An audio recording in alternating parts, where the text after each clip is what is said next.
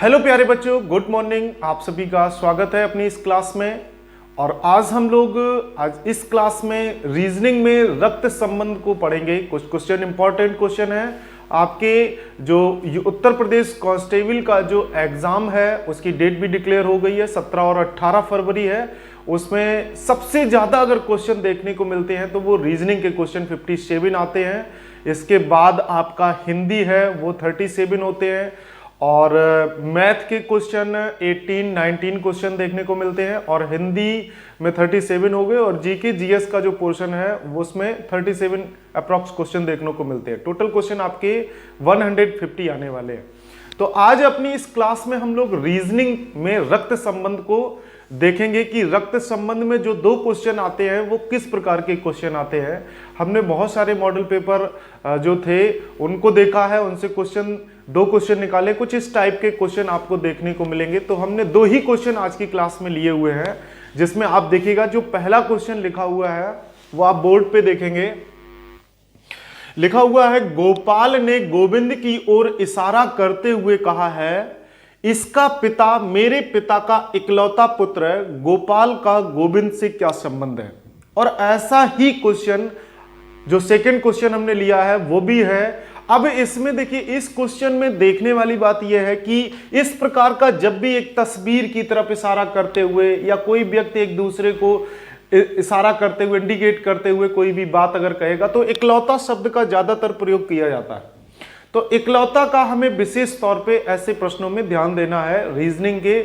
और अगर एग्जाम उत्तर प्रदेश की बात करें तो सबसे ज्यादा रीजनिंग आ रही है, 57 क्वेश्चन आ रहे हैं। तो आपको सबसे ज्यादा मेहनत भी रीजनिंग में करनी है, जिससे कि आप मैक्सिमम क्वेश्चन अटेम्प्ट कर सकें।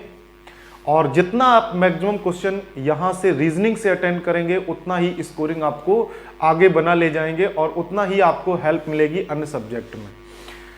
तो देखिएगा, इस क्वेश्चन पे बात करते हैं। लिखा हुआ है, गोपाल ने गोविंद की ओर इशारा करते हुए कहा है। यानी कि गोपाल ने गोविंद की तरफ इशारा करते हुए कहा है। किसकी तरफ इशारा किया है? गोविंद की तरफ इशारा किया है। गोपाल ने गोविंद की ओर इशारा करते हुए कहा, इसका पिता मेरे पिता का इकलौता पुत्र है। इसका पिता यानी कि किसका पिता? गोविंद का पिता।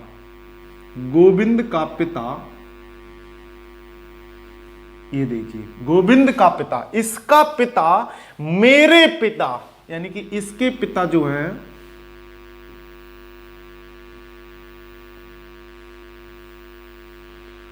का इकलौता पुत्र है। समझिएगा इस बात को। गोपाल ने गोविंद से कहा कि इसका पिता मेरे पिता का इकलौता पुत्र, यानी कि ये क्या है? इसका इकलौता पुत्र है। बहुत ध्यान से समझिएगा इस बात को। इकलौता चीज यहां पे हमेशा आएगी, इकलौते, पुत्र, पुत्री, उस चीज को हमें समझना है। केवल एक ही चीज अगर आप समझ लेंगे तो क्वेश्चन आप आसानी से रक्त संबंध के करेंगे और ऐसे ही क्वेश्चन ज्यादातर देखने को मिलेंगे। इकलौता पुत्र का मतलब है यानी कि ये पिता है, इसका एक ही पुत्र है।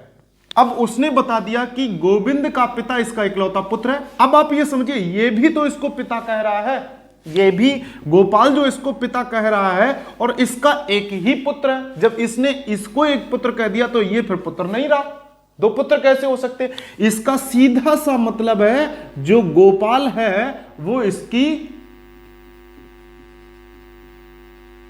जगह लिख सकते हैं। समझिएगा, इकलौता पुत्र हो गया इसका पिता।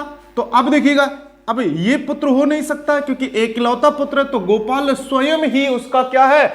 गोविंद का पिता है। अब आगे देखिएगा, गोपाल का गोविंद से क्या संबंध है। यानी कि अब हम यहां सबसे ज्यादा कंफ्यूजन रहती है। देखिएगा, यहां पुत्र भी दिया हुआ है और पिता भी दिया हुआ है, दोनों चीजें दी हुई हैं।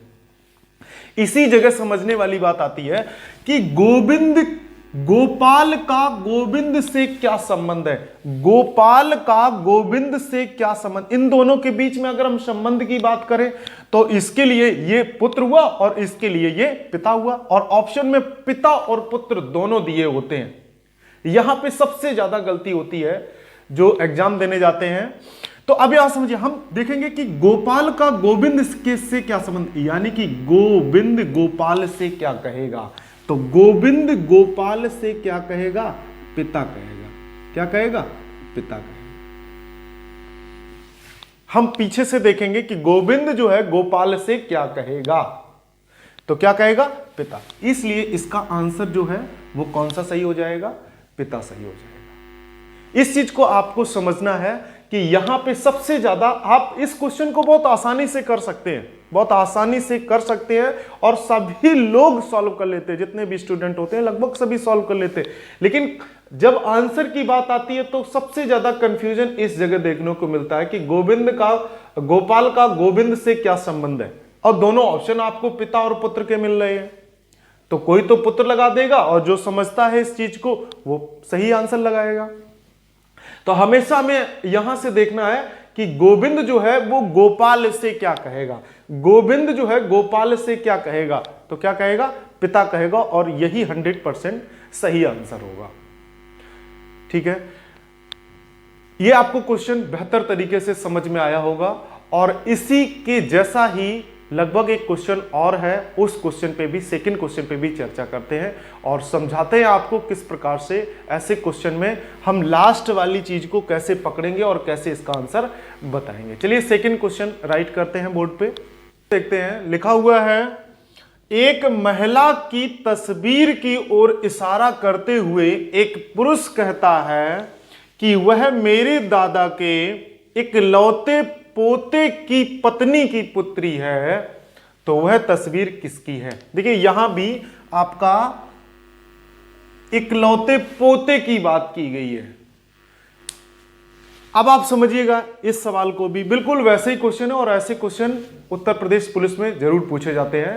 रक्त संबंध के जो 57 क्वेश्चन आते हैं उनमें से जो रक्त संबंध के 2 से 3 क्वेश्चन होंगे वो कुछ इसी प्रकार के क्वेश्चन होते हैं। देखिएगा, महिला की तस्वीर की ओर इशारा करते हुए, यानी कि ये महिला है, महिला की तस्वीर, देखिए हमने तस्वीर बना दी महिला की, महिला की तस्वीर की ओर इशारा करते हुए एक कौन कहता है, एक पुरुष कहता है। कौन कहता है, एक पुरुष कहता है कि वह मेरे दादा के, यानी कि इस पुरुष के दादा, इस पुरुष के दादा, ये हो गए दादा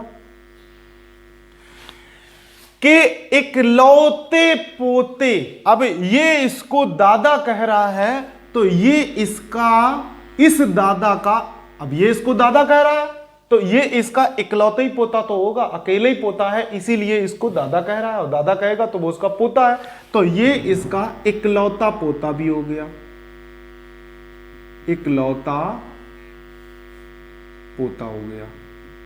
समझ रहे हैं इस बात को। वह मेरे दादा के इकलौते पोते की पत्नी, यानी कि इसकी पत्नी, इसकी पत्नी, ठीक,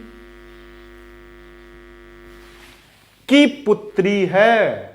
क्या कह रहा वो पुरुष, एक महिला की तरफ इशारा, फ्रेम उसकी फोटो है, उसकी तरफ इशारा करते हुए ये कह रहा है कि मेरे दादा के इकलौते पोते की पत्नी की ये कौन है, पुत्री है।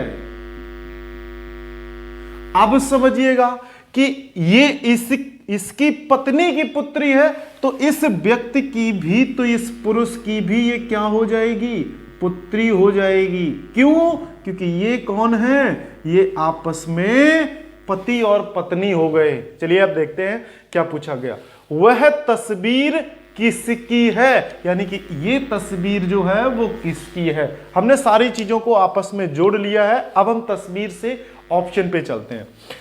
पुरुष की पुत्री है, पुरुष की पुत्री है, बिल्कुल सही बात है, ऑप्शन मिला। दूसरा, महिला की बहन है क्या, जो ये महिला है, महिला की बहन है, पुरुष की ये बहन है, नहीं, ये तो पुत्री है, और पत्नी की भी पुत्री है। अगर इसकी बात करें तो ये पोता है, तो ये और भी निचली सीढ़ी में चला जाएगा, पोती हो जाएगी।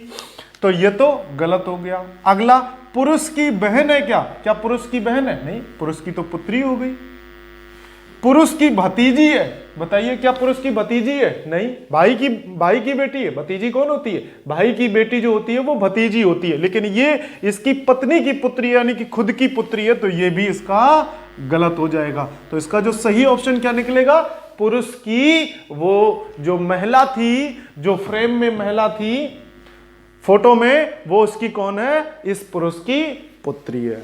ठीक है, इस चीज को आपको समझना है कि जब भी इस क्वेश्चन में इकलौते की बात की जाए, इसका विशेष तौर पे आपको ध्यान देना है कि इकलौते की बात अगर की जाती है तो आपको इसी चीज को बहुत गौर से पढ़ना है और उसको सही से एक फ्रेम बना के, एक डायग्राम बना के अगर आप सॉल्व करेंगे तो गलत होने की संभावना जो है वो शून्य हो जाएगी। तो रीजनिंग के आज हमने 2 ही क्वेश्चन लिए थे और आपके उत्तर प्रदेश पुलिस में 2 से 3 क्वेश्चन ही रक्त संबंध में देखने को मिलते हैं, जिसमें से कुछ इस टाइप का अगर क्वेश्चन अगर आता है तो आप उनको ऐसे सॉल्व करेंगे जिससे कि आपकी एक्यूरेसी भी 100% रहेगी। आप मन में कुछ, हमने देखा है स्टूडेंट्स को मन में ऐसे करते रहते हैं उसकी पुत्री, और बाद में आके वो कंफ्यूज होके आंसर कुछ गलत लगा देते हैं। तो आपको अपना समय जो भी आप 30 सेकंड, 35 सेकंड, 40 सेकंड या 50 सेकंड एक क्वेश्चन पे भी देना चाहते हैं तो उसमें आप डायग्राम को बनाएंगे। आपको डायग्राम बनाने से जो आपके जो एक्यूरेसी होती है, जो आप सही से क्वेश्चन को मेंटेन कर पाते हैं, समझ पाते हैं और उसको सही आंसर जो चूज कर पाएंगे, तो आपको उसके लिए डायग्राम बनाना होगा। और डायग्राम बनाएंगे तो गलत नहीं होगा, आपका 50 जो सेकंड आप समय देंगे वो भी आपका काम आएगा। और आपने 50 सेकंड 55 सेकंड दिए, उसके बावजूद अगर आंसर गलत हो जाए, और इसलिए गलत हो जाए कि आपने उस पर ध्यान नहीं दिया, आपको आता था क्वेश्चन और आपका गलत हो गया, तो आपको बहुत ही निराशा होगी और आपका कॉन्फिडेंस लेवल टूट जाएगा। तो आपको अपने कॉन्फिडेंस लेवल को बनाना है, टाइम मैनेजमेंट करना है और क्वेश्चन को एक सही तरीके से सॉल्व करेंगे तो ही आप सही आंसर पे पहुंचेंगे। चलिए, आज 2 ही क्वेश्चन अपनी इस क्लास में रखते हैं और मिलते हैं आपको एक नई क्लास में, जो कि एक अच्छी क्लास होगी। रीजनिंग को ही लेके आएंगे और एक नए टॉपिक के साथ आएंगे। देखते हैं उसमें किस प्रकार के क्वेश्चन आपके एग्जाम में पूछे जाते हैं। तो आज की क्लास को बस यहीं समाप्त करते हैं। नमस्कार।